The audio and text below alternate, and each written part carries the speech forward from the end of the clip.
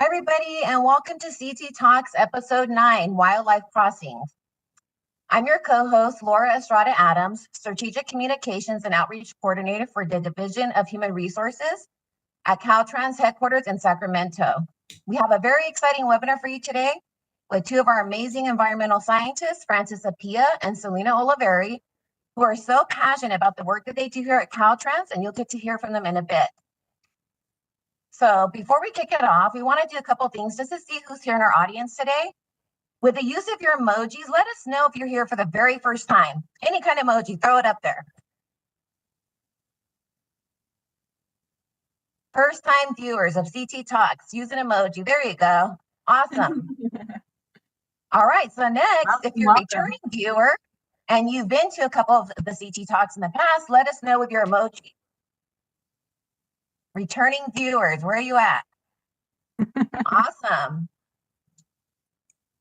All right, and lastly, we want to see if we have any Caltrans colleagues here. So if you're with Caltrans and you're working for our team, where are you at? Throw your emojis up. Yay, awesome. All right, great. So we so appreciate your support of the CT Talks webinars and so happy that you're here today. In case you're not able to stay very long, no worries. We got you. We're going to be sending out a recorded link and a follow-up email, so keep an eye out for that. And just a quick reminder, during today's webinar, we encourage you to put your questions in the chat as Harry and I will be pausing throughout, and we'll pass those along to our two panelists here. And during the webinar, don't forget to keep showing your emoji love for our panelists today. We're super excited that they're here to share all their experiences with you. So with that, I'm going to hand it over to Harry for an introduction. Thank you, Laura. Yes, super excited for this episode today. My name is Harriet Simpson, your other co-host. I'm the Strategic Communications Manager here with Caltrans Division of Human Resources in headquarters Sacramento. We're super excited to bring you this one today. This is near and dear to our heart and really just so much content to cover today. We're so thrilled. So it sounds like there was quite a few newbies here today. So welcome to CT Talks. This is our monthly webinar series where we connect you with the people of Caltrans and bring you some more information on the exciting projects that we have going on and help you to learn a bit more about Caltrans. So what are we going to cover here today? We've got two phenomenal panelists that are going to share their insight and experience on this topic of wildlife crossings. And as Laura said, you're going to have your chance to ask your burning questions. So throw your questions in the chat throughout, and we will break from our questions to cover those. And our panelists have been gracious enough to say they want to stay as long as possible to cover everyone's questions. So please don't feel just because we're coming to the end that you won't have your opportunity. Please get your questions in, and we will do our best to cover as many as possible. And as Laura was so awesomely spearing on the emoji love today, keep it going throughout. This is a nerve-wracking experience for all of us to bring this information to you and be here live. So please keep the love coming. We love to see all the applause and the hearts and, show you're here with us. We're all about being interactive. And speaking of being interactive, assuming that you all are wildlife enthusiasts as we are, there's a little bit of a fur texture on the bottom of your screen right now.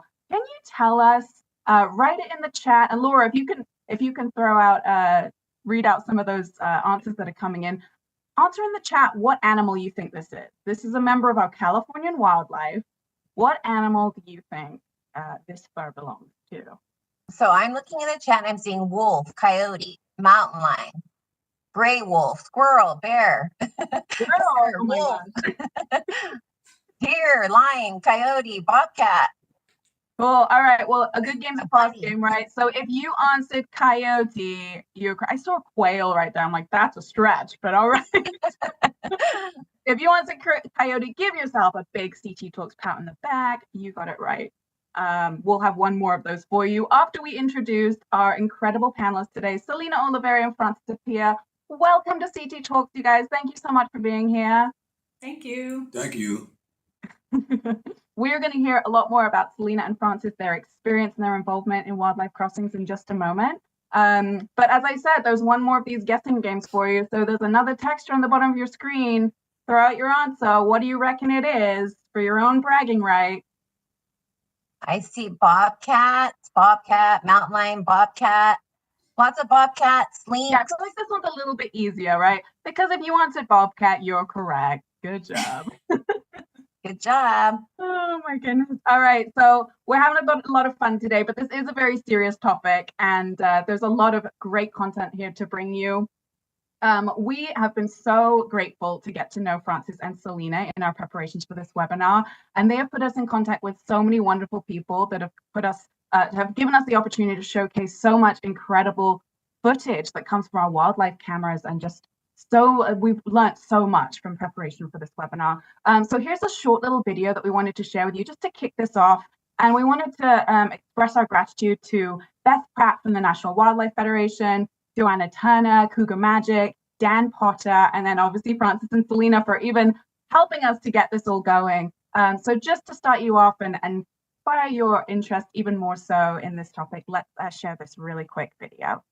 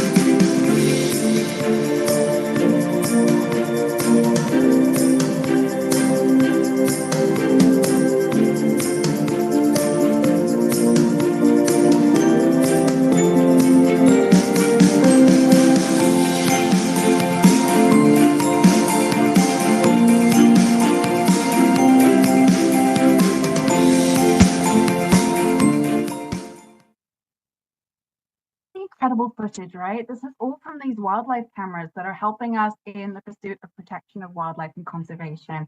So thank you all again for the footage that was provided. And with that, I'm going to kick it over to Laura to get us started with our very first question. All right, thanks, Harriet. So the first question, we kind of want to dive in a little bit deeper with our environmental scientists here. If you could share more about your role here at Caltrans, how you got started as an environmental scientist, and I will kick it up to Selena first and then Francis. Okay, hi, my name is Selena Oliveri. I'm an environmental scientist with Caltrans District 7. And I started here, well, I'm going to start kind of from the beginning, I guess. I graduated with a BS in animal biology at UC Davis. It was really hard to find employment after college, so I did a couple of jobs. The original intent was to be a veterinarian, so that's why I majored in animal biology. So I ended up getting a job at a vet clinic, and it wasn't a good fit for me. It was very high stress. I didn't feel okay about, having to put animals down sometimes. So I left that job and then worked in construction for a couple of years. But then my friend Joel Bonilla told me that there was a job opportunity at Caltrans and that they were looking for biologists. And since my degree, allowed me to qualify for the job, I went ahead and applied for it. There was a hiring freeze at the time, so I had to do an interview and then kind of hope to get hired, and then the interview is only good for I think about a year, and then I had to do a second interview because of the hiring freeze. And then finally, after the second interview, I was able to get in, and I joined the stewardship unit for environmental planning under Barbara Marquez. And so that's when I met Francis, when I joined the stewardship unit. He was already working here. And we got to make sure environmental commitments were fulfilled for different projects. We got to write natural environmental studies. Francis showed me how to write cooperative agreements, which are legal documents. That was the first time that I got to write grants to try and get funding for wildlife connectivity projects. And in the meantime, I worked on getting my master's degree in biology, and then I was transferred to the COS biology unit where I work under Paul Caron now. So yeah, that's how I started here. Awesome. Before I introduce myself, I just want to thank Laura and Harriet for this opportunity. because we don't get it regularly like this. So thank you very much for putting this together. My name is Francis Appiah. This time I am senior environmental scientist in Caltrans. Um, I was born and raised in Africa, Ghana to be precise, and I wanted to be a bank manager. And so I studied cost accounting and financial accounting, which I was good at it. And my dad got opportunity to come to US. He's an engineer. And he told me, I'm not going to pay money for you to stay in Africa or England. And so come to America. And I said, how do I come? So he filed for me. I came here. And then he told me that whose money you going to be managing if you're a bank manager? Just change and find something else to do. And so I talk about computer science. I wasn't good at computers because in Africa you can study computer theory without even touching keyboard. So I was like, okay, what about biology to go to medical school? And I followed that pattern, and in the middle of it, my dad was like, I don't have money to take care of anybody, so you're on your own. And I felt like, okay, I have to work 3 jobs. My grades were going down. And I was like, man, in Africa, if you fail class, you fail the whole continent. So you better get it together. And then I was able to get the degree in biology. So my last class I took was elective class, which is environmental science.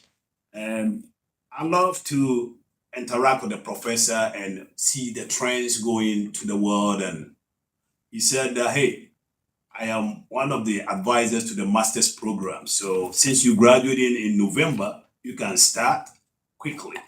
And then I followed his advice and I went to the master's. At that time, Caltrans came to Cal State Northridge for job fair.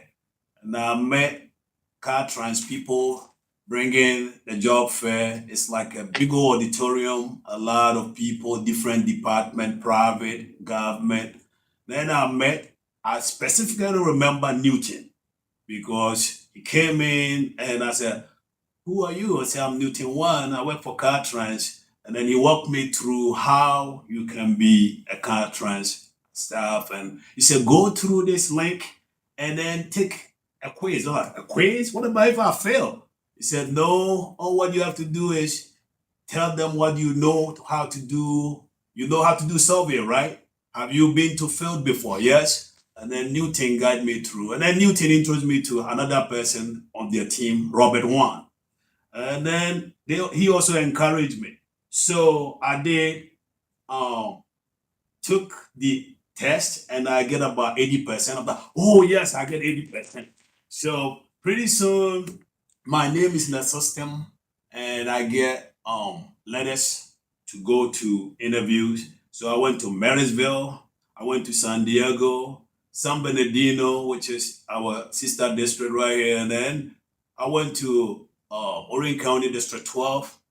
The place I wanted to work so bad was Oakland. Why? Because Raiders are there at that time. So Oakland, they didn't pick me. And then my last place is coming to District 7 to try my luck if I can get in.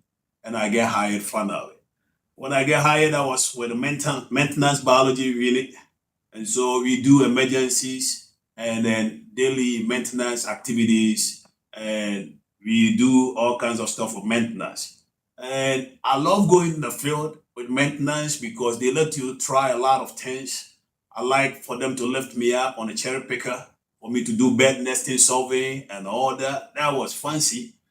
And then a year and a half later, they split the maintenance biology, take some staff to stewardship unit because they created stewardship unit. And then I went there, I have to do mitigation stuff. I still have to get opportunity to work with everybody. And then while in the stewardship unit, we were like shocked. We need more people. And as Selena said, they get interviewed. We thought, oh, they're going to come and help us. Highland Freeze came in and then we have to wait for another year. Then they came in and they committed to do great work, and then that's where we have been through that. And then I get promoted to associate. That was a party time. I was quiet in the middle of it. It was so nice to get it promoted, and I saw that, oh, there's a continuity. And so years later, I get promoted to be a senior, and that doesn't stop me to do what I do or what I do with Selena in terms of wildlife and in terms of what we do outside to promote wildlife. So that's me in a nutshell. Awesome. Thank you both. We're just so thankful and honored to have you both on the Caltrans team and just to share your experiences, what brought you here and just the opportunities within Caltrans. Thank you both so much. So next up, we are going to do a show and tell, and Harriet's going to put up some slides. And Selena and Francis, please feel free to talk about these pictures that we're going to be showing right now.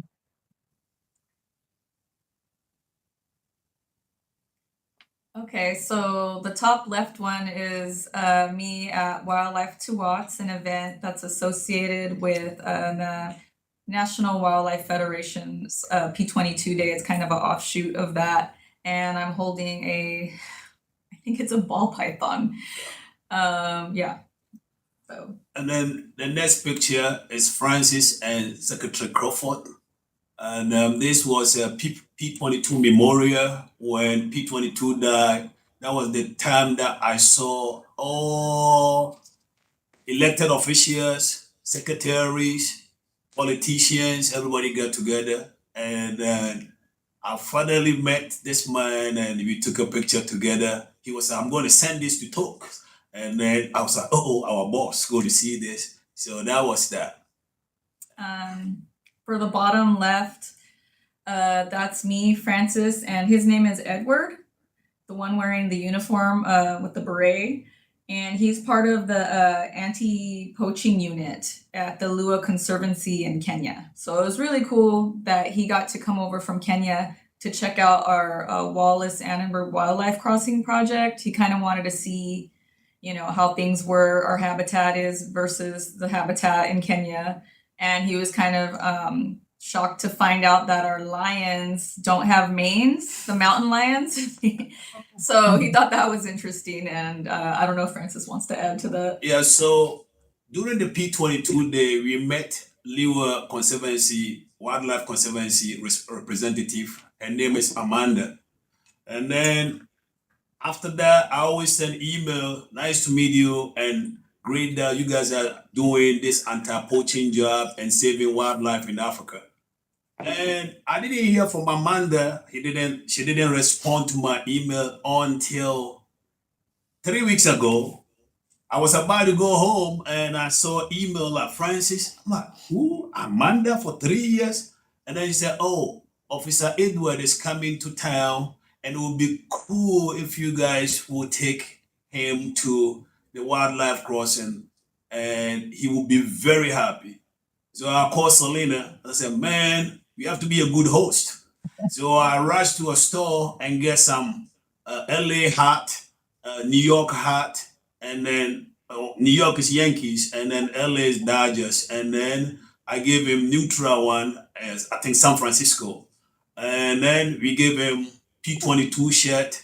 And this guy, a tall guy who is like twice my size, like he just happy to be in that crossing. And he sent us a letter giving us this this hat, if you can see it. And he sent us a letter that, dear Francis and Selena, thank you for guiding our tour of wildlife crossing and for being excellent ambassadors for conservation. We look forward to your visit to Liwa, Kenya, Edward. And then this morning, when I opened the package and saw this, it was like, wow, emotional to me. I'm going to talk and you send this. That's awesome. And then the next picture was partners met in Agora Hills. We are eating, and then somebody called Beth that, oh, NBC and CBS want to talk to you, but they said that they're doing something because there's a protest in LA, so they cancel coming to meet you at the crossing site. So we eating. About 5 minutes later, they call again that, hey, no, we coming. And then Bev said, Selena and Francis, please stay. And then we stayed. And I get there. Bev was like, Francis, pick the replica and carry it. And then the news people were shooting on it and all that. So at that time, no groundbreaking, but we were showing them where the crossing is going to be. Also, we showed them the Corvette where P64 used. That Corvette is 750 feet long. It's dark. Selena and I, when we went there, I tried to be a great like the lion. I enter, as soon as I get to 150 feet, I feel like, no, it's too dark. And now I realize how bad it is for animals, how I felt bad, like couldn't go through 750. So that is that one.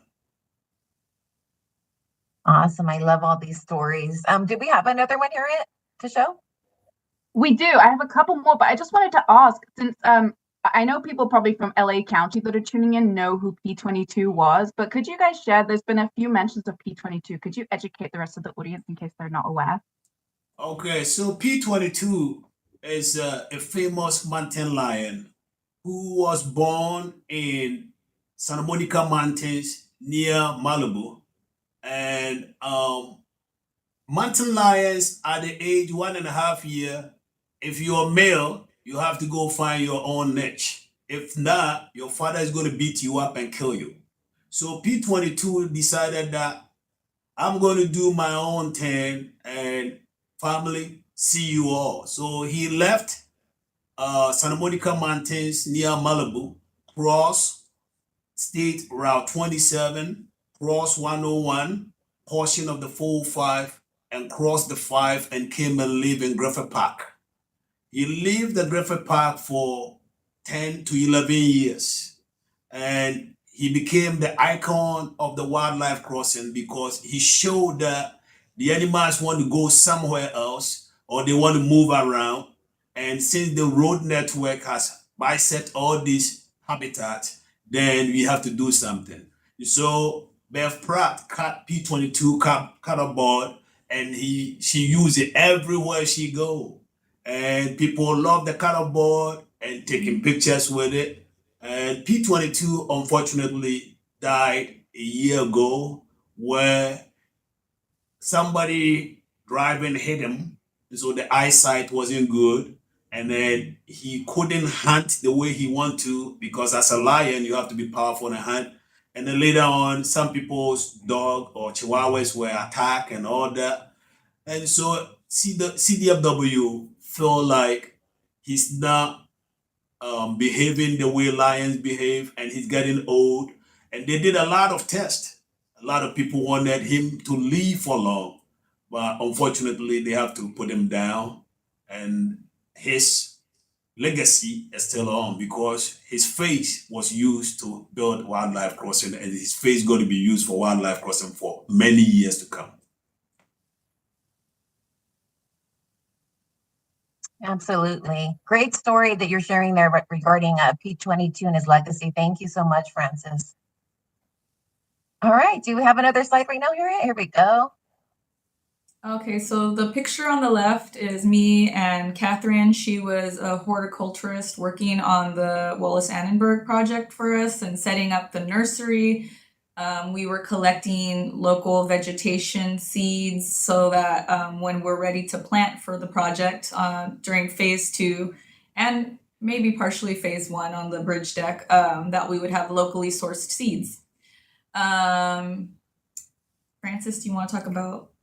And in addition to that, Catherine started trying to make sure we have all native vegetation about 5 miles radius to the crossing so that anything we do have same temperature, acclimatize easily and grow well, less water needed and things like that. So her job is pretty great. And then we get opportunity to go collect this seed and all that type of thing. For that, we collected milkweed, which is really important for monarch butterflies to reproduce. So we're going to be planting a lot of that on the site. And then below it is Francis getting 50% or 5 seconds of fame. It was a groundbreaking post party. and I was put impromptu to come and say something about the crossing and about what Caltrans does, because everybody see Caltrans, either we building a road or we delaying traffic or directing traffic. So people hate us on a lot of things, but when they find out that Caltrans are biologists, scientists, and a lot of that, people are like, excuse me, so are you saying Caltrans, the one that built the road, is who you work for and you are helping wildlife? It was a thrill. And so, yes, standing in front of over uh, 10,000 people and making sure that I represent my organization right, Africa right, and making sure Selena will vote for me when I'm going to DC and all that. That was pretty good. You could talk about the one on the top. And then the one on the top, after they put all these pillars, the first rain was coming and we decided to go see the BMPs that was set. And then I get there and the excitement took me away. There was a sunrise and it was raining and the sunrise. We checked the BMPs, everything is set with one of the man that I call him the best inspector of all time. He took us around making sure we check every BMP and check off that it is good and it's working. While we are there, a lot of things happen because the hawk, the red-tailed hawk, sitting on top of a fence looking at us. And I told the hawk, stay there, please. We are not done yet.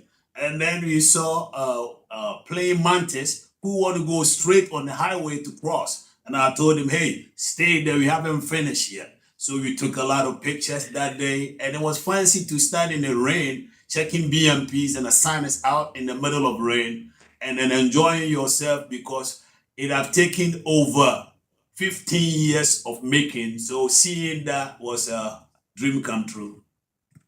And then the picture at the bottom is me, Karina, and Chelsea from Save LA Cougars and the National Wildlife Federation. They wanted to take a site visit of the 118 project. This is the project that I applied for a grant. I applied for a EEMP grant and they were able to do simple modifications to a culvert, or not a culvert, 5 different locations. This is just one of the culverts. And this one is called Wailing Siren Culvert. So I was just like, kind of guiding them through the culvert just to see what the animals see when they're trying to make it across the roadway. It's on the 118 in Somis. And it's a primarily agricultural area. So you could kind of see in the pictures that it says that it's intended for wildlife use. It says it in both English and Spanish. So yeah, that was a fun day. They got to see all of the different locations that were funded. And then on top of that, they were so thrilled to see what Caltrans does in terms of helping wildlife to cross. And Caltrans team and our management also went there to see this. Selena, forget to tell you guys, she won award, SCAG, Southern California Association of Government Award with this project. And we supposed to have like a big old auditorium type of thing and the COVID hit. And so they have to come to our office to interview her and then making sure they publish it and everything. But she got an award for that. So this is an award-winning project for wildlife. Wow, absolutely amazing, Selena. Thank you. We're so proud of you. So exciting. Thank Yeah. you. That's something we forgot to talk about on our many meetings. So somehow that didn't come up. But yeah, congratulations. Thank you. Super exciting. Awesome. So I think that was the last. Oh, one more slide. Here we go. Who wants to go first? Okay, so the top one is Francis looking at the crossing because I was taking the picture and sent it to Africa in New York. And it was early in the morning. After this, I'm going to a meeting. So you see my backpack, have my suit and stuff in it. But I decided to. There's an area near the crossing called the Summit. The summit is 2,000 feet high. So I always beg Selena to go up there with me, but she doesn't want to because she said that she's not built to go there. But I've done it before. But I go there to sit there to see the crossing also to see where lions were killed on the road, and also to reflect when is it going to be complete. So that's that. The one at the bottom is us with Agora Hills Conservancy, and we were Foothills Conservancy, sorry. And we were there to support them trying to get a grant to obtain a parcel off of Chevy Chase Drive in Glendale, so they could preserve the parcel for wildlife connectivity and leave it as an open space, help restore it. It was a $1.5 million grant, and they ended up getting it. Yes. Last 2 weeks, they get emailed that after further investigation and review, they have got the grant. In that picture, we did wrote a letter of recommendation for them. And then after they saw the letter of recommendation, they invited us that we should personally be there. And then, of course, Francis will talk when he get there. So I put some words in it that the people that are supposed to give the grant were like, who do you work for? And they forget that Caltrans badge is right my neck. And so, oh, you work for Caltrans. And they were so happy to see a conservancy, which is a non-profit organization, a small conservancy, able to work with Caltrans and Caltrans supporting wildlife cause. So that's one of the things that we do, that we support the local and small entities, big entities, whatever they want to do that we think it will benefit the state, it will benefit the wildlife, we support that as well. And then the picture that I'm in green, we are in the Caltrans emergency site, and it's a mitigation site. And then I saw animal footprint, probably is bobcat and raccoons and stuff like that. I was expecting to see mountain lion, but I didn't see the mountain lion footprint. But the corvette over there is small, and I was showing my coworker Newton how hard it is for this wildlife to be able to go through this and cross it about 1,500 feet on the other end. So I have the face mask P22 face mask that I have. I always carry it to everywhere I go because of I do like mini commercials for P22 all the time, making sure everybody know who P22 is, and also making sure people know about wildlife and educate people. So that was where I can prove to people that wildlife are struggling to cross, and so in future there should be a crossing there. And as I speak, we're talking about crossing going to be put there in the near future. So my campaign is working. Okay, so the bottom picture is just me standing at one of my project sites for the 118 Wildlife Modifications Project. That's at Mexico Creek, and it's just showing wildlife fencing. It goes up 8 feet and below 2 feet, and there's tension wire so that wildlife cannot dig underneath, and it's to help prevent wildlife vehicle collisions. It helps to funnel the wildlife to the crossing. On that too, there used to be a lot of suicide or animal suicide that they get killed by trucks. They run over trucks. And so after this fence funneling them to go under crossing, all these road kills have been stopped completely, and the place look like if you go under crossing, you can see thousands of animal footprint ranging from mountain lion, bobcat, raccoons, including road runners and all kinds of animal using it. And so another fancy job Selena did, he was shy to take that picture, so I sneak it quick. He didn't see it, and then bam, it's there. Yes, that's all. Awesome. I just love the camaraderie between you two and the working relationship. I'm sure everybody in the audience can see. Harry and I both. Yeah, me and Francis work really well together. She's the only person I work with that I've never argued. I've never shown my face angry. We don't argue. We look at it and then we do it as a team and with respect and dignity. And so it's hard for you to work with your co-workers. There's another co-worker I work with that have similar partner, Naila El Shamas and other people. But Selena and I, because we always know that if it's messed up for wildlife, people going to call us. I was in New York last week where people calling me that, have you heard the good news? And I said, what good news? Check on your emails. Now find out that a new mountain lion has come to Griffith Park. And it's like every news is on it, people calling me. And I was like, I'm in a funeral, but it's a good news. And so I will enjoy it after. In the plane, when I was talking to you guys, somebody like, who you work for? And I said, I work for Caltrans. Then you're talking about wildlife? What do you know? And I showed this face mask. Said, oh, so you know him? I said, yeah, P22. So we talked from New York all the way to LA, educating health about how we're doing and what Caltrans is doing, what governor initiative wants us to do regarding wildlife. So it's education campaign every day. I love it. You guys are just amazing power team and just still educating people even on your time off. I mean, it's like 24/7 nonstop, like just amazing. Absolutely. Appreciate you guys both. Yeah.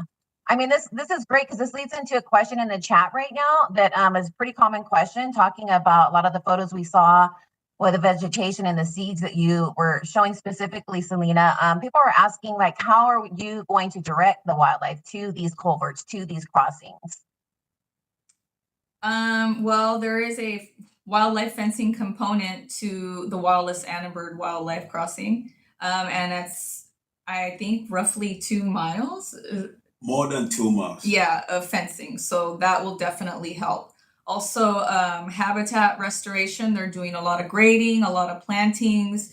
The wildlife has to feel comfortable to use it and feel like they have coverage to be able to move through and get to the other side over the bridge. And it kind of, Rock and Associates, they're the ones doing the design for the project. They did it in such a way that, it blends seamlessly with the cliffs on the other side. So it's just, those are the 2 main components to help lead them. Fencing is a key, and also native vegetation, and then making sure that it's appealing to them, making it nice. Last week, on Monday, when we are on top of the bridge, from the north side, you can see it clear that it makes sense that where they put the wildlife crossing, because you can just go walk straight to the top of it, and even without finishing with the vegetation, you can do that, and it's fancy. And I'm afraid that P94 that live 1.5 miles to the project will try it, which it will be good news if you try it. But vegetation, fencing, and making sure that there's no room for them to go otherwise. Other than that, we would defeat our purpose. So these are things that we're doing. Also, Selena, forget about the sound and lighting system. Mm-hmm. It's all part of this so that the animal will feel comfortable that there's not too much light shining. I don't hear too much.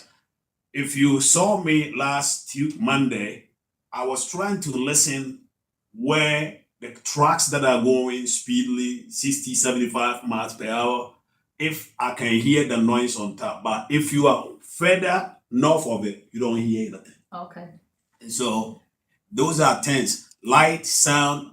Also slope. They designed it in such a way that there's not such steep slopes, because a lot of wildlife don't like really steep slopes. Yes. So it gently kind of blends in with the surrounding habitat. Yes. So those are things that we're doing to make sure they feel comfortable. I get opportunity to be in the one in Nevada, I-93, and it's like if you're up there, you don't hear noise at night. The light is kind of dim, or you don't get the light, and they get happy to run on top, thinking they are in their own world. So that's exactly that we're trying to do here.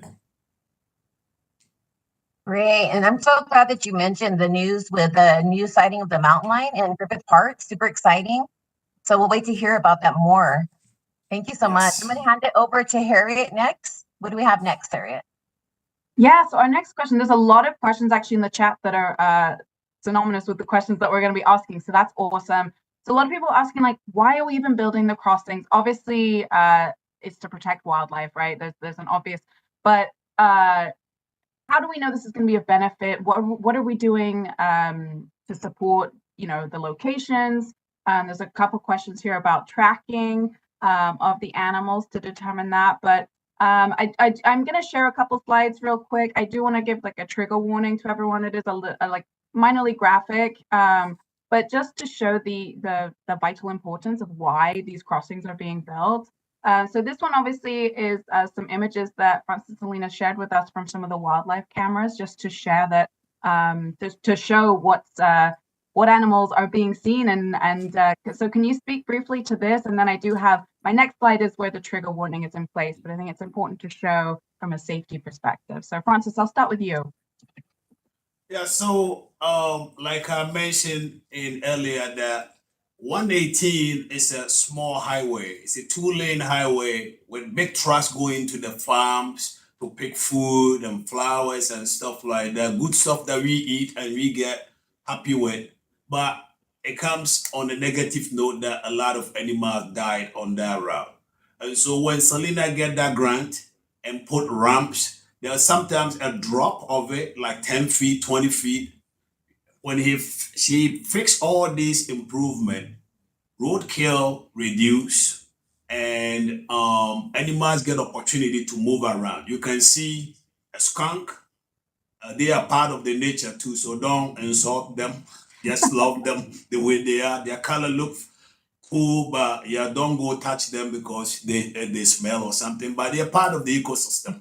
Then you get mountain lion. When we are doing this, we didn't even know the mountain lion exists there. But I told Selena while they're building it that this area have a mountain lion. But I didn't think about the bear.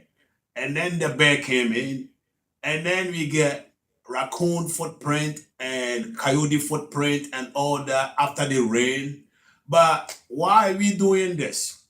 If you are driving, we want you to get home safe. So it's safety first. And Caltrans has been talking about safety every time, your job safety, office safety, field safety, every safety. And we want every parent, every uncle, brother, sister, anybody to go home safely. So if you see these images, you ask yourself, did the people survive? First one is Colorado, and the person plowed through deer, and unfortunately, she didn't make it. And the deer, about 5 of them died. We don't know how many that were injured. After this, you have to have highway patrol. I don't know what they call it in Colorado. You have to come, site assessment, and all these things. Cost to the state, cost, like they will close the road. If you want to go somewhere, you are late and you're crying, why they close the road? You don't know that somebody passed through a wildlife collision. And so these are the reason why we are building the crossing. We don't want to see these images. As much as we are presenting to you guys on this, it is so sad when you see the images like this. And then if it happens in front of you, it's like you get trauma to yourself. And so safety is the key. We want safety for motorists, safety for the wildlife. Some wildlife, they leave their young ones to go search for food and bring it back. And so when they die, other animals can eat them or kill them. So safety. Also, we want to spread good genetic material, variability among them, because we live in a world that extinction can take place. And if extinction take place, we lose species, and it's not good. And so safety and then genetic variability. If you go to the next picture below it, that is Caltrans, our own road, State Route 14, where the bear is acting like he's asleep, but he was hit and killed. That's the State Route 14, Santa Clarita. The bear was killed. 2 cars hit the bear. For the first time, they stopped, and then they called CHP, and then maintenance came and cleaned up. And it's also, again, same story, safety for the motorist, safety for the wildlife. And then on top of it is the mountain lion also hit 3 miles to where the crossing is. And similar incident happened. The person who hit the mountain lion, the car is messed up. You have to buy a new car when it happened like that. You have to go to hospital. All these bills accumulate. And if you go to UC Davis website, in terms of road ecology and things like that. They have quantified how many dollars we spend in a road collision between wildlife and motorists. It's like it go up to billions because it's not easy for you to get healthy quickly. You will get medication, hospital visitation, chiropractor, a lot of things go through. Then, of course, you need a new car. Lucky that some of these people live or were able to live. For example, the one below the mountain lion is Atlanta, Georgia. The person is driving and then the deer jump in front of the windshield. So she twists the car and then before realize hit and then boom. She said she experienced a minor injury, but guess what? The deer is dead and minor injury doesn't mean minor. He's going to have a lot of pain later or hospital visitation. The car is total. You have to buy. So if you put all this quantification, you will rather have a crossing for animal to move freely, safely, and then the motorists drive safely and smoothly to get to their family.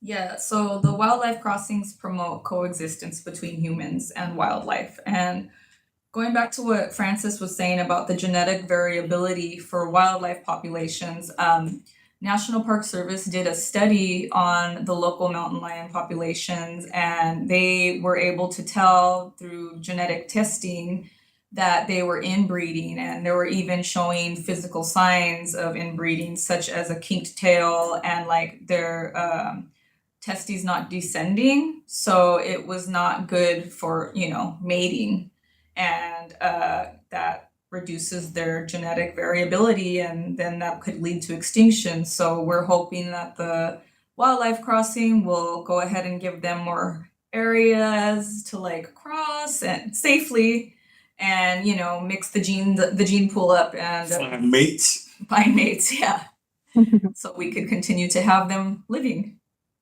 Yeah, so the genetic variability is also the key again because when it happened to Florida Panthers, people thought, oh, it's Florida, it's far away from us. But 2 years ago or 3 years ago, when they find out that it has hit Southern California, mountain lion, all eyes was like, what? We too? So we doing these crossings for animals to intermingle, move freely, to share their genes so that the genetic material will become variable and quality. Absolutely. Such great points. Thank you so much for sharing. There's a lot of questions coming in from the chat regarding this. So how do you determine the locations of these crossings? People are asking about roadkill data. Is that something you both are involved in that you could share a little bit about? Well, we could talk about how Paul Edelman wrote his thesis in, I believe it was 1990, citing the 80. 80? Yeah. Citing the location as the perfect location for a wildlife corridor. That's kind of where it started. So if they ask the question about how do you determine where the crosses will be or crossing will be, you need to do studies. Like we always pay National Park Service to do wildlife study on a highway.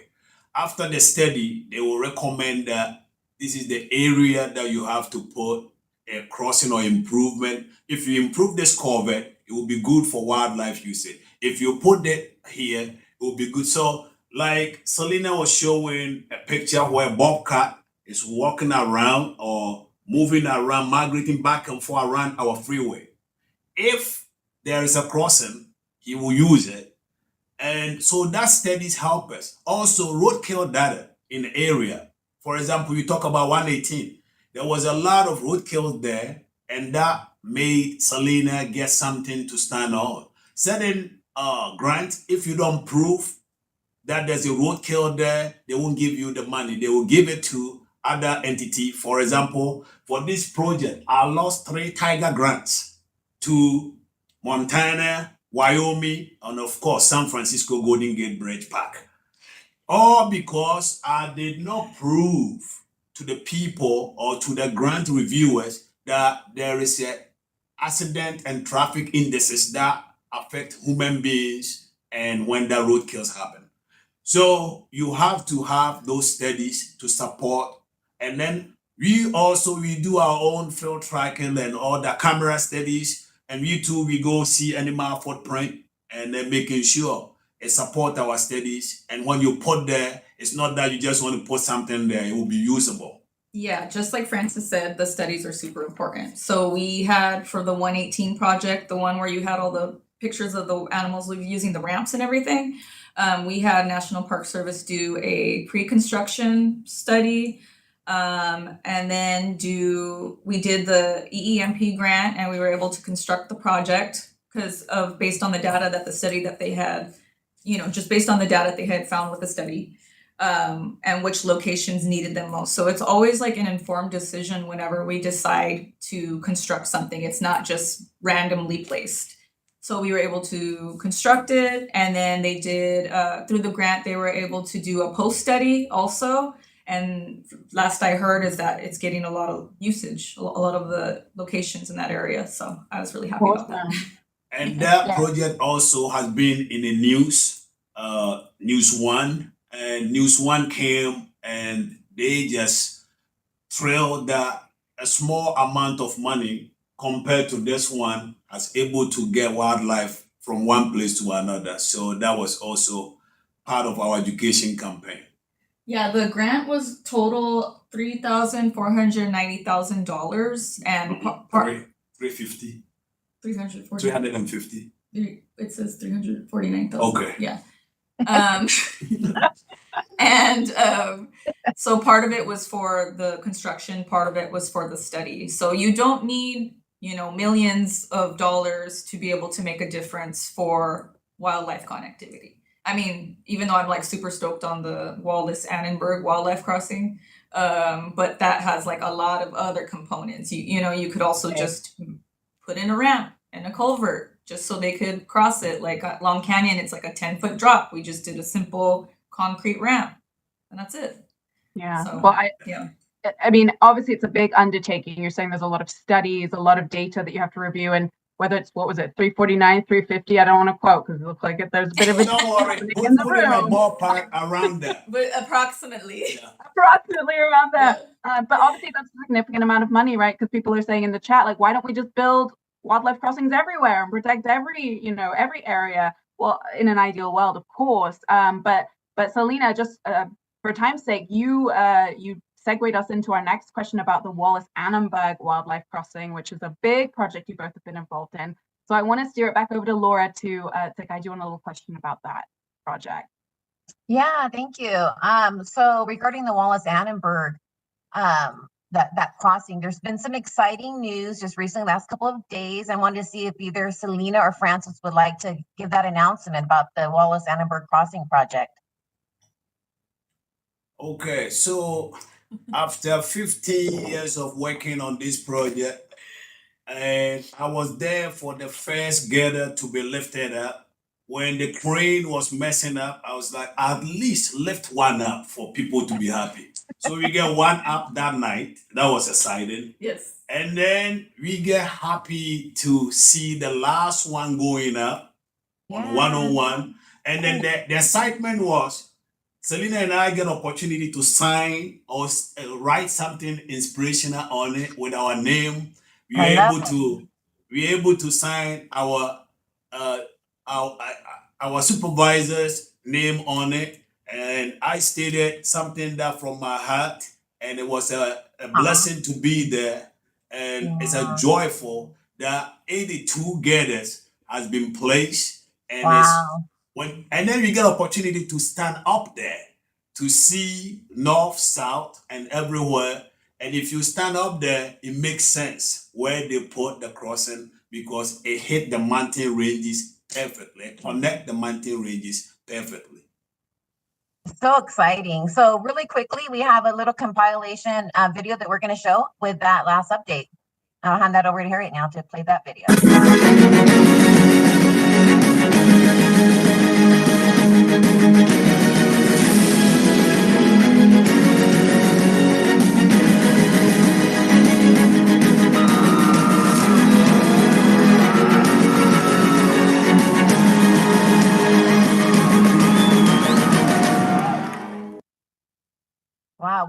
party to be had, right? That night, huh? Yeah, it was awesome.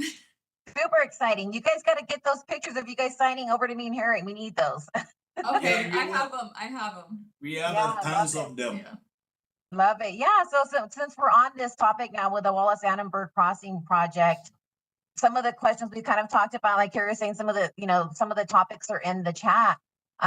What more can you share with the audience about this specific project that you both have been involved in? Any more insights you'd like to share and experiences with that? And either one of you can feel free to go first. Well, I feel like Francis should go first because he's been involved with the project longer than I have. So this project came about way before me. There was one of Caltrans staff. Now she left Caltrans. Amy Petler. Now her name is Amy Bailey. Amy started working on wildlife and represent wildlife in for District 7 in Caltrans. And then she get opportunity to move to headquarters. And Barbara Marquez replaced Amy with the wildlife. And when I get hired, it's sad for you to even go stand in front of engineers to tell them about wildlife crossing. They will laugh at you. I get laughed at in many meetings. Like, hey, you put in a wildlife crossing, just a bridge for animals? Are you going to put signs animal can't breathe? So they laugh at me and all that. And now guess who's laughing now? So when I became part of this project, it started when I-405 or Interstate 405, a mountain lion number P18. P18 and P19 were travel. P18 is a male, P19 is a female. They were travel trying to cross around Sepulveda area and Getty Museum. And always, I guess maybe mountain lion, they are like African men. Oh, you stay, I'll go. When I be able to get there, you go after me. But unfortunately, P18 get hit. When P18 get killed, the people that reached there first stop and call CHP that a big cat with a long tail had been hit on the road. So CHP came and said, it's a mountain lion. Then they look on the side. P19 was looking at her brother and he said, nah, I don't want this piece. I'm just leaving. And so she left and then they pick up P18 and give it to National Park Service. A day later, my supervisor is on vacation, Barbara Marquez is on vacation, and I get a call that, are you Francis Appiah? I say, yes. Your supervisor left a message that you are in charge. She's on vacation, so come to LA County office. And I said, where is it? He said, oh, right behind Caltrans building. I said, okay. So I went there. I was the least dressed guy in the whole room. Everybody have suit and tie. They all look fancy, looking good. And then I went and sat at the back. So they're talking about how the county and the city should improve fencing and all that. So I sat down for about an hour without saying a word until last minute. And I said, now it's my show. So I educate them about fencing. The Caltrans fencing is 5 to 6 feet. And mountain lion can climb, can jump, can do anything. And so if you want fencing, you have to go all the way to the sky. Even that, mountain lion can climb. So fencing is not only fencing we need. We need fencing, covert improvement, improvement of vegetation, wildlife safety signs, and all that. I didn't know they have a secretary or stenographer typing everything. So they sent that to my supervisor saying, this is what your staff said. Is that true? And my supervisor said, everything she said is true. I'm not adding anything to it. So after that, I thought we were going to do stuff on the 405. We didn't do it. And then fast forward, I was at home getting ready to go to work. Early in the morning, my supervisor, Barbara, called me. Francis, there's a bad news. And I said, what is it? Are you okay? He said, no, there's a mountain lion that been hit on Liberty Canyon. And I said, oh no. And I came to the office and said, do me a favor. Go and check the fence and let's see what happened. So I checked the fence from Palo Comado all the way to Los Hills. And when I was getting back from Palo Comado to Los Hills in the middle where Cheeseboro Canyon, I find this. This is Antes. And when I find this, I was like, okay, there's a life here, there's mountain lion, and everybody live here. So I have to be careful. And then I came in, I wrote mini report for her. And we thought we were going to do something quickly. Another mountain lion was hit again less than 6 months later on the other off-ramp, same Liberty Canyon, and that generated attention. At that time, we have former mayor of Agora Hills, who became state senator, Senator Pavley, who also sent her team to study the area. They studied and came out that, yes, Paul Edelman's study is true. We have to put a crossing there. But where is the money? We don't have the money. That's where I started writing Tiger Grants. Tiger Grant, I think it's called Transportation Investment Generating Economic Recovery Funds. In this Tiger Grant, what it is it gives you money for you to use to support transportation facility. I applied for the first one, 20 million, I lost. Second one, 22 million, I lost. Third one, 25 million, I lost because I don't have accident indexes and roadkill data to support my stuff. And I thought the whole world is gone. And then Senator Pavley said, no, we have to talk to Caltrans to improve Caltrans right away with native vegetation and fencing. And she get a grant of 250,000, and then she started making improvements. So the first thing is we did improvement around that area and fencing. That was the first time you saw 10 feet fence on one side. And then after that, we still have to build a crossing. So Santa Monica Mountains Conservancy gave the first $250,000 for the complete paid document, project initiation document. After that, we get silent again, and then people still talking about it. We decided to go two options. One, a tunnel. Two, overcrossing. The tunnel, you can do it without crossing the whole highway until you're finished. And then the city doesn't like that. And then overcrossing, which is the expensive version, yes, you can cross lanes and you allow traffic to flow. And so we decided to go to the overcrossing. At that time, it was 60 million in 2010, 20, up to 2014. And then the prices, inflation goes up, so it went up. And fast forward, we finished. Selena and the team did all kinds of things. They did put environmental document together. We finished the environmental document, but where is the money? And so 2016, that's where we had a campaign. Initially at that time, Erica was the project biologist. Erica was also, she hired the same day Selena was hired. Yes. And so they were two best friends. And Erica used to go to those campaigns and told us about Beth Pratt. Oh, there's a lady with a P-22 cutoff board, and he passionately speaking about wildlife. And she said that we're going to raise funds for this. And then at that time, I haven't met Beth Pratt. But 2017, then a kickoff again, Senator Pavley said that we should have public hearing. And then Caltrans organized the public hearing. Public hearing that I get opportunity to speak. At that time I was shy, but I was able to speak. And after my speech, telling them about all these animals and what it will benefit, it became like, okay, now it's a showtime. You have to build this. So I always end my speech with build it before I die. So that also became something that people love. And then Beth started consulting people, and money started coming in. People, junior high students, high school, everybody donate something. You go to do campaign and they keep donating.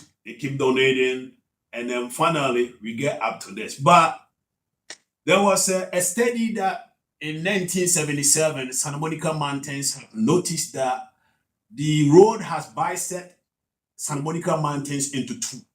And so the only way to connect it is the Liberty Canyon. And Paul Edelman wrote his graduate thesis, and now Paul Edelman is still working with Santa Monica Mountains Conservancy. And he worked for Nature Conservancy as well, but now his main focus is preservation and making sure land preserved for wildlife and for good use. And during that, we met a lot of people. One of the things that I cherish is the Native of Americans' involvement with this project. And I will read one of their quotes that during the campaign I heard, and it touches me. Prior to Western occupation, the Conejo Valley, which is part of where the Liberty Canyon is, was the traditional territory for Venturenos Chumash people. Traveling from the valley to the Pacific Ocean was dangerous for humans as the mountain's terrain was inhabited by the array of large predators. Today, the opposite is true. The opposite is true because the animals are not getting killed and then human beings are doing it. And so he said, you should build it, make it safe for animals and for the motorists. And so that's a brief history of the project, why we're doing it. So much rich information that you're sharing, and we love your storytelling, Francis. And I don't know if we believe the part you said you were shy at one point, but yeah, you're doing an amazing job. No, he's not. So. He said that all the time. He's not. I love all the shout outs for all your colleagues and past, supervisors, and also to Beth Pratt, of course. She's like the celebrity of like conservancy. And I did put some little links in the chat as well for following Save LA Cougars, which is Beth's platform if you want to learn more about that too, and P22 and also Cougar Conservancy, since we're on those topics. Anything else you want to add, Selena, about your experience too with this project?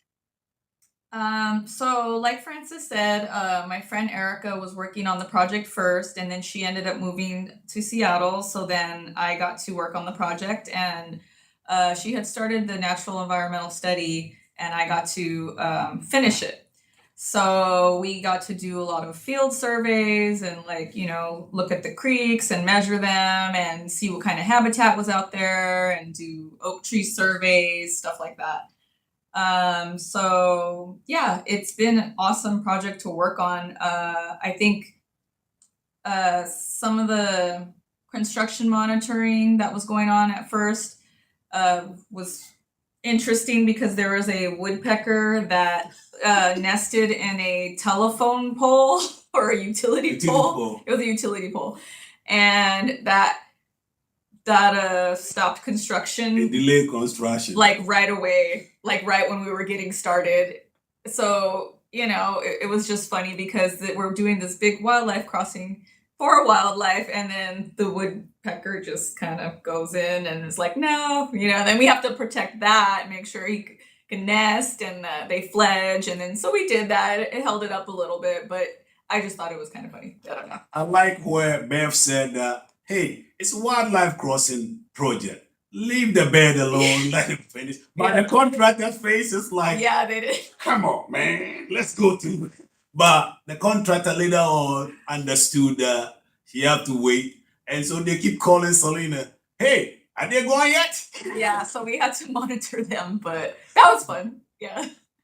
And then also on top of that, when the project was given to Erica, I was on a different unit.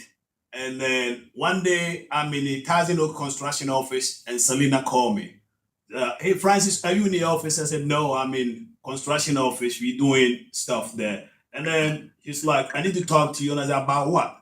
And then she was like, about the Liberty Canyon Wildlife Crossing Project. And I said, what about it? He said, now I'm inheriting the project. I'm going to be the biologist. And I feel like I have to talk to you because you know more about this than anybody in the office. So would you help me? And then I said, talk to my supervisor, Eduardo. And I didn't know how many minutes Selena took to talk to my supervisor. So I get to the office. My supervisor, Eduardo, said, Francis, walk with me. I'm like, where we going? We went to a conference room. He closed the door. I'm like, uh-oh, what did I do wrong? He said, hey, Selena told me that you're supposed to help her on the Liberty Kenyan crossing. And you started the project. So you work with her and make sure it get built. You heard that? And I said, thank you. And I shake his hand. And then I left the room and I called Selena saying, hey, Ed talk to me. And then who am I to say no? So I will help you. And I can see Selena writing NES. I go like, hey, let me do this portion for you. And then you do this. Sometimes she get like, she looks stressed. I'm like, no, you don't have to. But he said, I don't know how you do it, but yes, it's stressful. So I encourage her and we doing all this. Field, we go to the field. At that time, the rattlesnakes were hiding until later on they showed themselves up. But yes, she worked through a lot of things, changing things, put things new. And anytime you think you're finished, new information happen. And then you have to add it. And so it has been a great teamwork. And also another supervisor, now I have to mention her name because she made me speak in the public hearing. That is Susan Say. Susan said that somebody in the bio team have to speak in the public hearing. And at that time, he was challenging the deputy. Somebody challenging deputy for me, I was like, wow. So Susan also became part of the team, and it has been a very great team and worthwhile. Absolute powerful teamwork for sure behind all of this with the partners and just everybody involved. Thank you both. So I'm going to go ahead and roll it over to Harriet. Well, I was just looking in the chat. There's a couple of questions regarding like maintenance of crossings, especially the kind of over freeway crossings. So what kind of maintenance is required for a crossing like this? They're asking like mowing, weed abatement, watering of the vegetation. What does that kind of look like? So everything has been divided into the partners. For example, Caltrans is responsible for the bridge maintenance. So we have to make sure from today to the day I'll die, that thing stands, and then to generation to come. So Caltrans is responsible for the bridge maintenance. For the vegetation and weed abatement and everything, San Monica Mountains is going to do that. And so there is a partnership and a division there. That is basically how they structure it.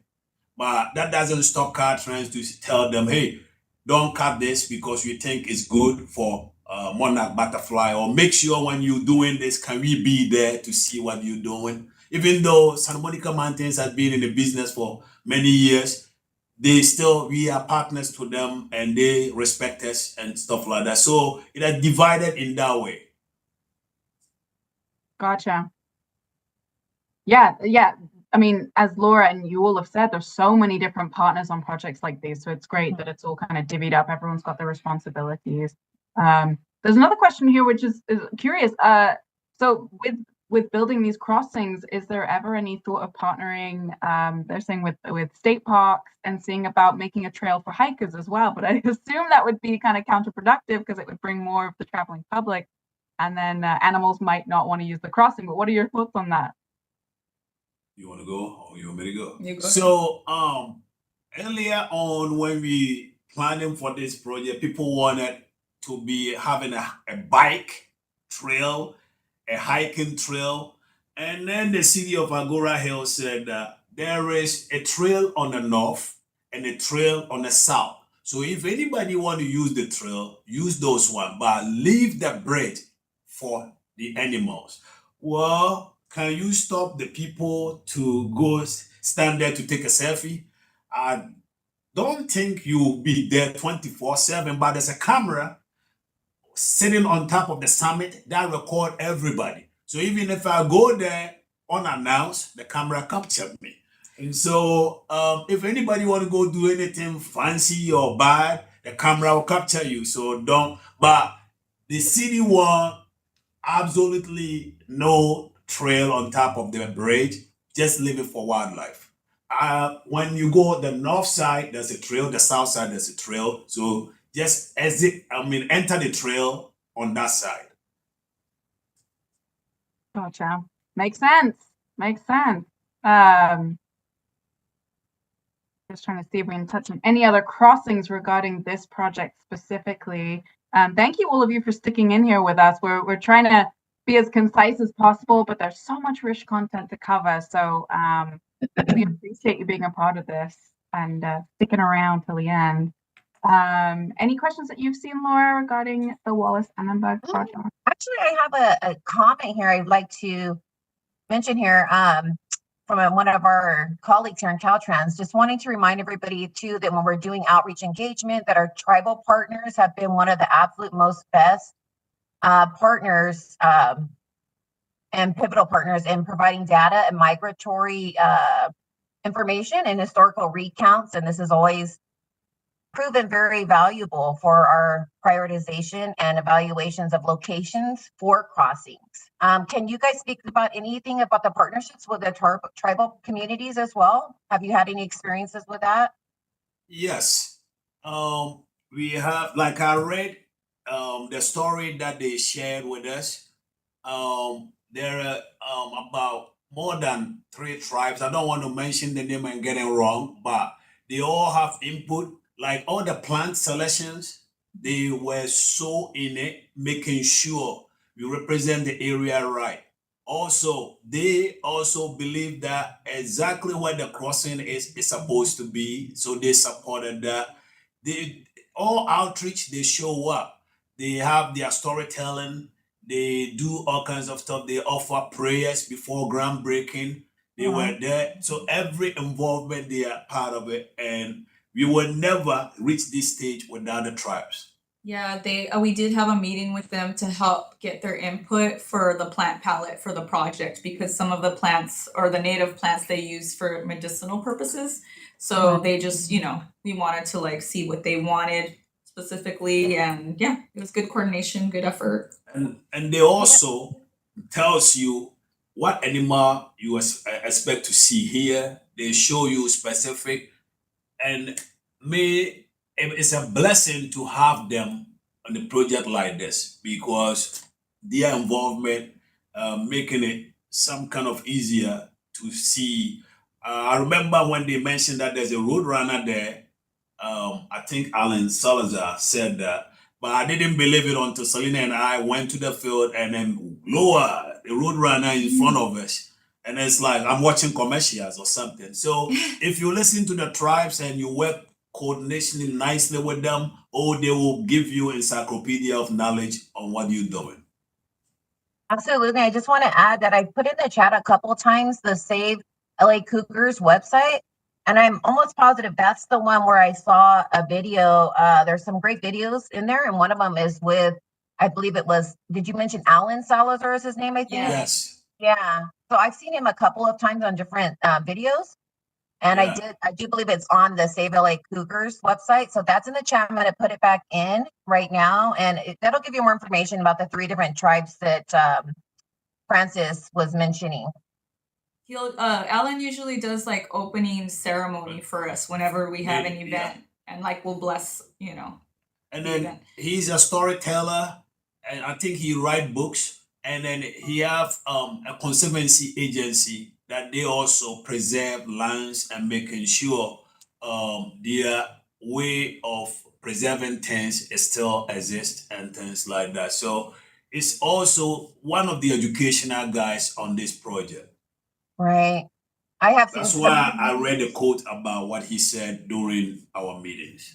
Yeah, he's had some really amazing videos that I've seen and watched, so they're definitely worth watching for sure. Thank you. There's been a few questions kind of throughout at the beginning, and then even now coming through. How do I get involved in this kind of work? And I know our next question was about outreach and education. So let's educate people on, people talk about how do I volunteer? How do I get some experience doing this? Some people have master's degrees in wildlife management, and they're looking to get in. They're passionate about wildlife crossing and habitat connectivity. What kind of advice can you give to people that are looking to get into this line of work? Well, so I didn't even get my degree in like environmental planning or wildlife management. It was more strictly animal biology and biology. But just apply onto the website. It's with californiajobs.gov, Yeah, I believe. college.gov. So. Oh, yeah.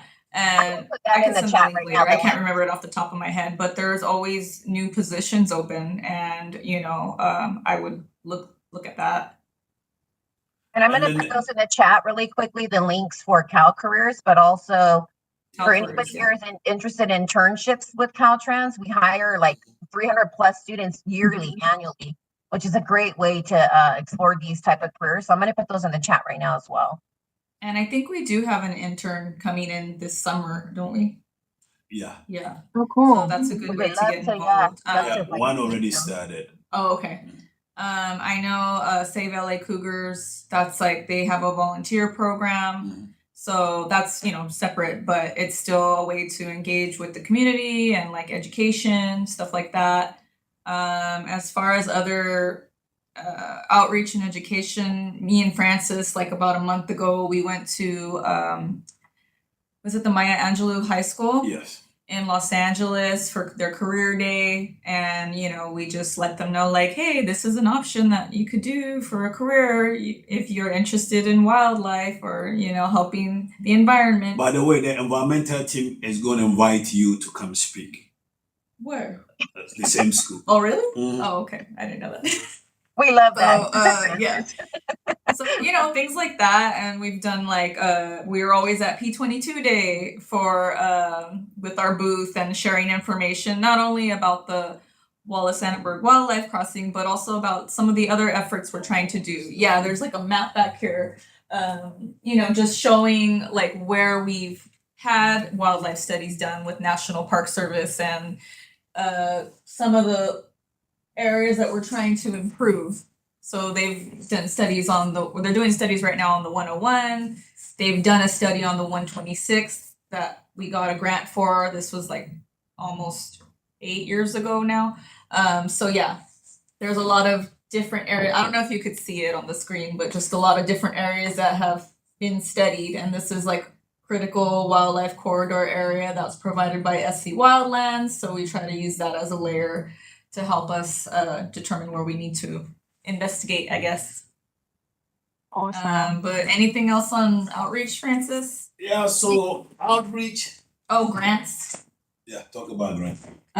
So we've done like multiple grants. We've done the SPR grant through the state and got funding to do the wildlife study for the 126, as well as Rocky Peak. That's the study that they're supposed to be wrapping up right now, or soon. And we did the EEMP grant, and that was to fund the wildlife study in Somas on the 118 also, and then do the construction. Those are the ones that we had showed the pictures for earlier. So this map right here is for the Rocky Peak study. NPS provided that for us, and that's just to show one bobcat that's collared, and it shows all the points of where the bobcat is located. So you could see it staying mostly on the north side of the highway. That's the 118, but you could see it trying to cross, what is that, like 15 times the freeway, and then just going back up into its territory. So they collared multiple animals, multiple species. So this is just like one example. They still have to put the report together for us so that we could determine like where we need to do more improvements. So that was pretty cool to see that. And I don't know. Go ahead. Go ahead. Were you going to say something else? Oh, I was just going to ask you, Selena, because you're talking about the tracking. There were a couple questions about the tracking process, and I know you shared a bit about that before. What does that look like? How do you go about tagging the animals, find the calls? How do you select which animal you're going to collar? Can you share a little bit about that with our audience? So as far as like selecting the animal species, we usually leave it up to National Park Service to determine which species they think is in the area and who they should be monitoring. I did get to go to the field with Joanne from NPS before, and they were able to trap a bobcat, which was really cool. And they used a cage, but there was a smaller cage with a dove inside of it, or a pigeon, to lure the bobcat in. Oh my And then God. the bobcat goes in, and then she tranquilizes it, and it's sleeping for a little bit. And then we got to take hair samples and blood samples. So that was really exciting to see that. Measure the And teeth.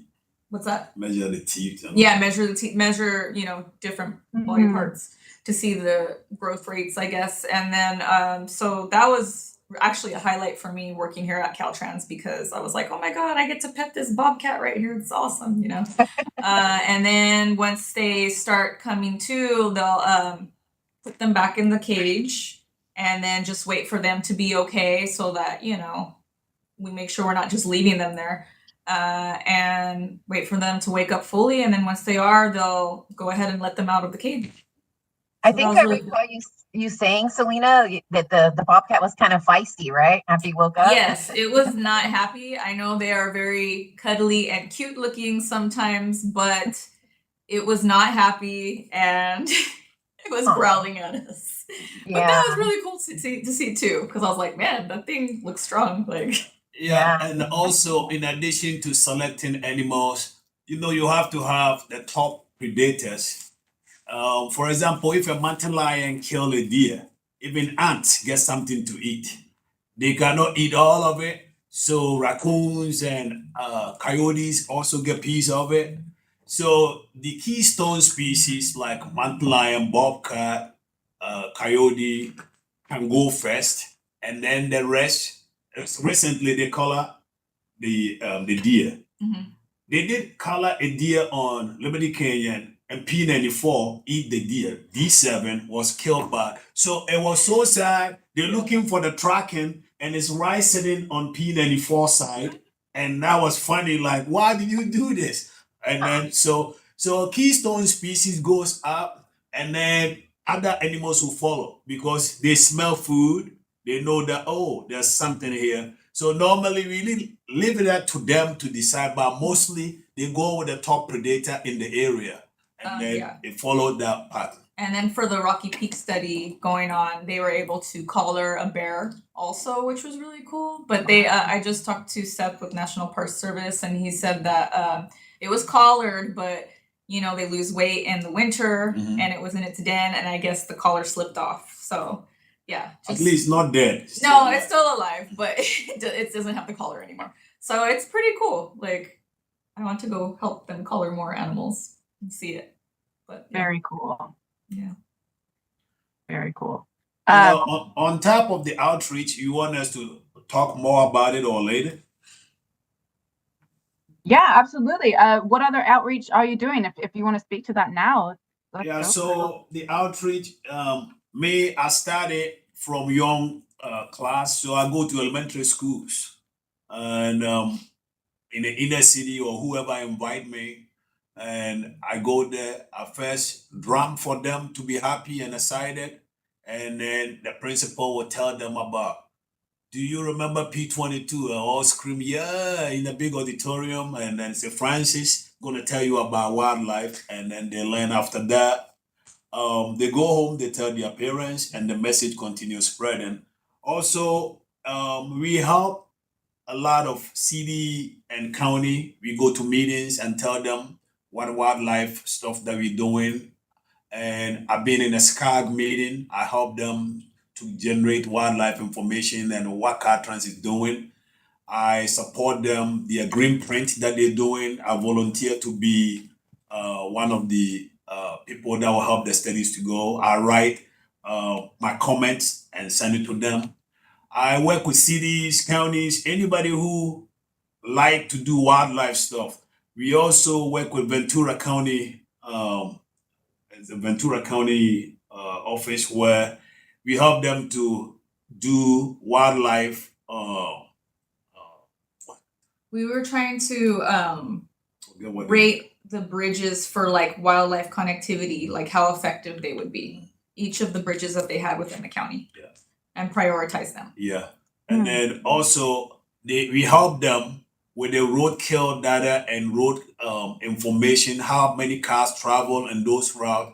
We help them to make wildlife ordinance so that if you're a farmer, you leave about 25 feet of your vegetation so that wildlife can stay there and not coming to your farm or something. And then if you own houses in the rural areas, your light, you have to, dim it a little bit so that wildlife can use those areas. And so I participate in a lot of meetings and I always show up, making sure they know P22. I give them education about, they always ask about what is Anambra crossing. I tell them more about it. And then they also ask, after this, what next? And then I share with them what we're doing. And then we talk about Governor Newsom 30 by 30 initiative. We have to make sure we support that because a lot of things are getting extinct. And so we have to support that initiative. That's to conserve 30% of the open lands and coastal areas by 2030. Yeah.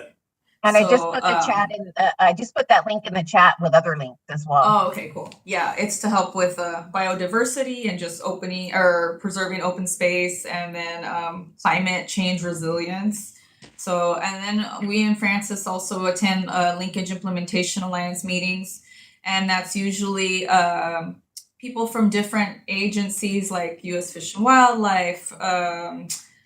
National Park Service. Yeah, National Park Service, Santa Monica Mountains. A lot of them. Yeah, just like people representing all of these different agencies coming together to talk about what's going on with wildlife movement and just which projects are happening, what should we be looking for, what do they need help with, things like that. Just keeping an eye out on things and informing each other about what all of our efforts are, basically.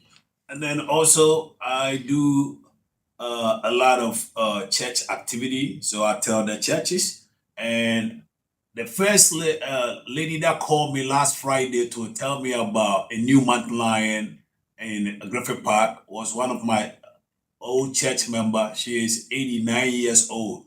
So she listened to every news regarding this crossing and other animals. She hear about roadkill accident and you call me, what are you guys doing on this? And all that. Why you guys doesn't care about coyotes? No, we care about every animal. So church also helped me to tell people about wildlife. And then the Sunday school kids, one of the kids donated $35 towards the crossing. And anytime a lion or animal get killed on the road and it's on the news, he will call me and scream at me, you guys not doing enough? So I help to tell people. And then also I'm working with some kind of private individuals to make sure we have wildlife safety signs on some of the highways where we experiencing roadkills and stuff like that. I need funding. So if anybody on the line want to sponsor that, thank you very much. It's just about 250,000. And so, yes, I'm doing that. And I go to places to talk about it. Most of the times, counties, cities, when they do some event, they want us to be there officially or unofficially. But anytime I go there unofficially, it become officially because, hey, that's Caltrans guy over there. Let him come and talk about P22. Let him come and talk about the wildlife crossing. So it has been there like that. So everywhere I go, it's education. I even have one of the JetBlue captain asking me about this. And I said, so you don't know P22 and you fly on LA all the time? So I educate him about it and all that. So that's everywhere I go, it become education. My co-workers in this office and other places, as we're speaking, we talk to our sister district, District 8, District 9, and District 1, 2, 3, they call themselves North Region. I like that term. And they also all doing great and amazing things. And so we share information. Anytime anybody call us, we are ready to share what we know and what we think it has been helpful. Yeah, I just want to mention that you're talking about donating and so on. Again, in the chat, I put links for the Save LA Cougars website. And so that's another way if you want to help and you can donate to the cause. 100% of those proceeds go to the Wallace Annenberg crossing. But you can buy apparel like the shirt that I have on with P22, and you can buy the mask that like Francis has there. But all kinds of different ways you can support that way too by donating and purchasing the apparel. Yeah, the education piece is huge. Like you mentioned, from elementary school, I mean, it's ingraining conservation and wildlife connectivity from the get-go. And I know Laura and I have learned so much from meeting with you both, and hopefully everyone who's still here in the event today have learned so much. And it's just huge to see the executive support that comes for projects like this. We had the great honor of being invited by Beth Pratt from the National Wildlife Federation to the California Natural Resources Agency a few weeks ago to kind of capture the Wildlife Fund meeting that was happening. And there was Secretary Cropper, Director Tavares of Caltrans, and so many different philanthropists and stakeholders within this space. And just seeing the progressive movement that is happening and is so far underway with wildlife crossings, not just Wallace Annenberg, but as you said, so much more is happening and is to come. And all of the donations and the funds and the support and the education outreach piece of this is huge for educating people on how they can be a part and why it's so important. So you even being here today is such a huge piece of that. So we thank you both so much for everything. Absolutely. Thank you. It's been definitely an honor to work with you both. And then I cannot end this without letting people know that internationally, we have worked with people in Netherlands, in India, Mumbai. Now we have Kenya, the newest one, Germany, and then there was even a biologist from Russia who also love wildlife and then all that. And then, of course, our friends in North Canada, because they have wildlife crossings, Banff and all that places, very beautiful. So they all encourage us. But I always get fascinated to tell people that Los Angeles and Mumbai, India, are the only two cities in the world that have cats live with human beings side by side. And so we can live with wildlife if we give them their space and if we respect their space and all that. Los Angeles have mountain lions. Mumbai, they get tiger and leopards over there, and they coexist. They get thrilled when the tiger or leopard come near their neighborhood, and it's like P22 visiting your neighborhood. It's fancy. So it's go all the way from Africa to Asia. And also, I want to say this, I attended this conference, Innovation Conference, ITS International. And there was a professor that came from Japan. She did some studies in UC Irvine and then UC Berkeley. And so they were talking about wildlife, and he didn't know how you're going to let animal goes on the bridge. So after he saw this map, he came and took a picture and talked to me. And then I explained all the concept of it. And so now we are in Japan. And so internationally, we are spreading the news. Locally, we are spreading the news. Education continues. So shout out to the people in Mumbai who encouraged me. But I haven't get pet the mountain lion yet.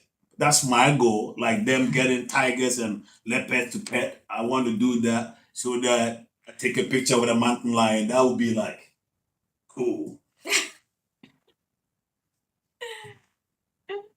Oh my goodness. There's still so many questions in the chat. Let's throw you guys a nice fun one, because this has been pretty heavy on your technical knowledge. So what's your favorite animal, and what animal are you predicting? I mean, I know there was already the barn owl for Wallace Annenberg, but what animal besides the barn owl are you predicting will be next? The barn owl doesn't count. We haven't finished yet. So when we finish and then everything into me, I already put my money on bobcat.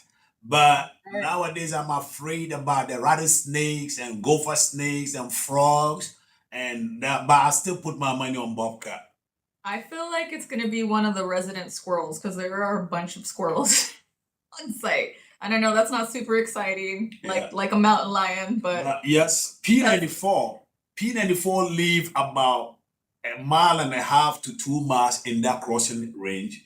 And so I'm rooting for him to cross first so that everybody will know that they are there and we did it for them as a keystone species. But if a bobcat beat him, it's okay. I always love lions, but I'm rooting for Bobcat at this time. And Selena, it's okay that your pick is a tad boring compared to like a bobcat, but it's whatever wins, right? I mean, I'm sure you got Yeah. money on this, so you Whatever gotta animal cross it, I'll clap my hands. Let more. And so I'm hoping that it will happen as soon as we finish. We will see the result quickly. There you go. There you go. Well, we so appreciate all our participants. Still, so many of you hanging in strong. Laura, are there any questions? I want to get to like maybe one more question. Laura, did you want to? Was there one that you still? Actually, I done something on my side and I don't see the chat anymore. Sorry. Oh, no worries, no Are worries. you able to grab one? Yeah, let me see. Okay, somebody's asking, will tarantulas use wildlife crossings? I mean, I'm assuming everything would, right? Everything should, yeah. They will. They will. I mean, at that time, it belongs to them in that area. So how far can he go or can she go? We don't know, but they will.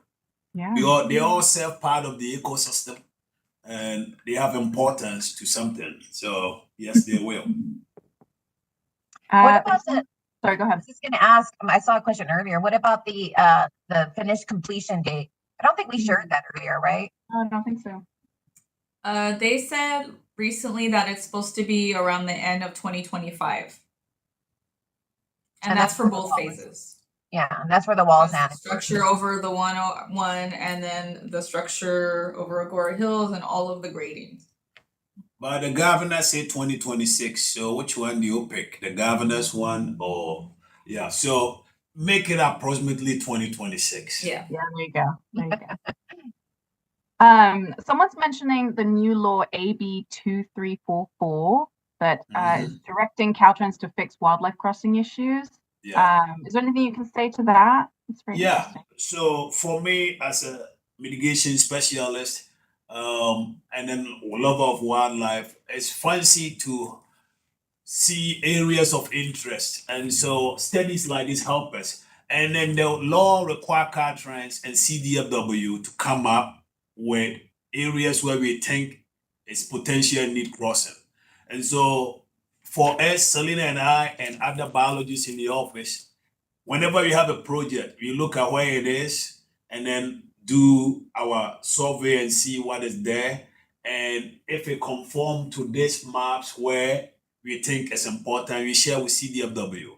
And then we move from there. So that is a great law or ordinance that has come that is helping wildlife at this time. Yeah, and also we have been working with headquarters to do applications for culvert improvements on different routes, and that's part of the wildlife improvement stuff. So far on the books we have 3 for sure that are getting funding probably next year. It's a location on the 126, the 118, which is right next to the Rocky Peak area, and then the 101, which is by the Conejo grade. And then we just turned in an application for another one that they're moving forward with right now. It's for Agua Dulce on the 14, but they haven't determined if it's going to be, in the final yet. Yeah. So. And then there's because of that law, there's another study going on 101 Ventura section of the 101. We call the Conejo grade. They also National Park Service is doing the study there. The photos they have get over there, they get mountain lion, foxes, bobcat, a lot of animals there.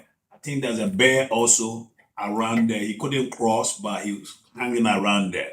So all these, we share that information with CDFW.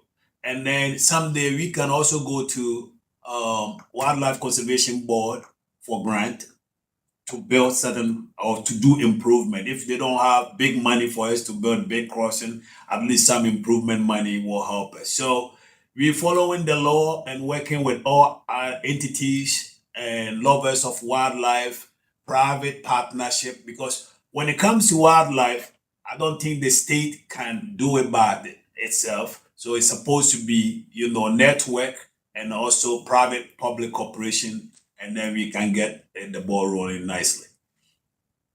Excellent. So many exciting upcoming projects. Yeah, and that answers a lot. There's a lot of people asking, what's the future of wildlife crossings? So thank you. You guys covered that beautifully. There's quite a few And people then, asking more about the internships and getting involved. And so Laura did share the website on student internships. And then also we will be sharing the link for our past CT Talks episodes. The most recent one we did was about student internships. That will answer all your questions. But then also feel free to email us if there's anything specific. Yeah, I put a and lot of the links in the chat, and also for episode 10 that's coming up next month in June. You'll have to roll back through the chat because unfortunately I can't access the chat for some reason on my end. Not sure what I did, but I think Harriet's also going to put up a slide with our email just in case you need to reach out to us too. Yeah, absolutely. We cannot thank you all enough. Thank you to Francis and Selena. We have been hang on for as long as possible to answer as many questions as possible. If there were any lingering ones, Francis and Selena, I'm sure would be happy. We'll send those over to you guys, and you can provide us some short answers we can send out with the recording. Okay, that sounds good. But you both have been absolutely phenomenal. Talk about being 5-star, 1,000-star like wildlife advocates. It's been an absolute honor to get to know you both. Laura and I, Laura's done so much research here and utilized every single avenue to promote. So thank you to you both because you initiated this and being willing to be a part of this project. We are so grateful to be able to market and promote the great work that you're doing. Thank you so much. Thank you for giving us this opportunity. And before you sign up, let me make my sister district, District 8, that they also working on 2 wildlife crossing. One is on Interstate 15, Temecula. They're going to build a wildlife crossing there. And then the Bright Line project, which is the high-speed rail coming from Las Vegas to Los Angeles. They also have 3 locations where they put in wildlife crossing for bighorn sheep and other wildlife. And so shout out to District 8, and we working with them. Anything they need from us, we can share with them. Any other district, we won't leave you behind. I did mention North Region. They do a lot of COVID improvement for wildlife. So to you all, thank you. And all other district, all the 12 district plus any entity that joined us today, thank you internationally, locally. Thank you for supporting this event. And Laura and Harriet, we can't thank you guys enough because I don't know how you guys find us, but you have able to make sure this day must come and has come. So we want to thank you too. Okay, thank you. Thank you all so much. Yeah, seriously. It's been an absolute honor. This has been a huge pet project for us both, but we've been so happy to get to know you both and learn more about these amazing initiatives. So just an absolute honor to know you. It really is. We hope to come down there at some point. We're trying to make it out to P22 event. We're really excited to. Yeah, let us know. Let us know. Yeah, we'll be there. Yeah, for anybody remaining, the P22 day is coming up in October. I think it's the 19th, right, Francis? Around that weekend, yeah. Yeah, October 19th down in the LA area, Griffith Park. P22 day is huge. So again, go to the Save LA Cougars website. The link is in the chat and you can find more information on that too. Thank you guys so much. It's been a pleasure and so fun working with you both. Really. Thank you. And thank you to our audience. We still had like almost 200 people still hanging out an hour after we were supposed to be done. So we appreciate the support so much. So much support. If you, the audience, have any suggestions for future topics, please email us. We want to hear from you. And if we want to do another one on wildlife crossings, and Francis was talking a lot about the other districts, let's share and utilize this platform to get more information out there. So all we need is your suggestions, and we'll make it happen. And then we do have our next episode, which is going to be episode 10 next month, with 2 phenomenal, 3 actually. We've got 2 engineers and a student intern working on the American River Bridge Rehabilitation Project here in Sacramento, and specifically focusing on bridge innovation and how they're going about that. So as Laura said, the link will be in the chat somewhere, but when we send this recording out, we'll have a link for you to sign up for that as well. We hope you will register. And then when this webinar closes, there will be a very short feedback survey. We would love to hear your feedback. We know, Francis and Selena, it took a lot for you guys. You both have very busy schedules, so we really appreciate you being here today. So we want to hear feedback, make sure we know it was worth it for all of you, and it helps us to continue these efforts and know that we're putting out some good stuff for all of a wonderful audience. Thank you again, everyone. It was an absolute pleasure. And yeah, go and enjoy your afternoons and know that you've done so much for wildlife today. So thank you so much. Thanks, everyone. Yeah, look for readers, everyone. Have a great day. You too.